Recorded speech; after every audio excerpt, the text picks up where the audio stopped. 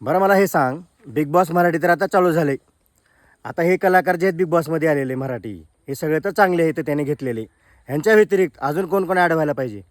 मी बाहेरचं काही सांगना, आपल्या उदगीरमध्येच टॉपचे कलाकार आहेत. हे सोशल मीडिया येण्याच्या पहिल्यापासून स्टार आहेत. ते आपल्या उदगीरमध्ये कोण आहेत?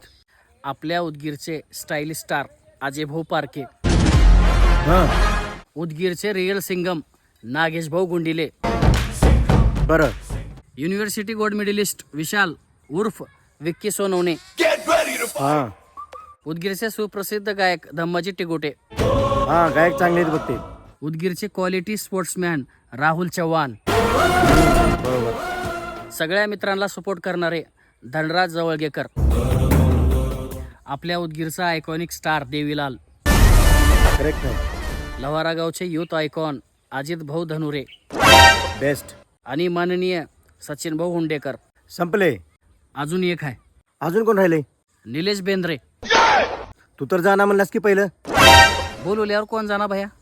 5 मिलियन फॉलोअर्स असलेल्या पोराला त्यांनी घरला पाठवले, तर आपल्या तर 14-15 हजार आहेत. त्याने आपल्याला घेणार म्हणून मी तुला उगा म्हणलो.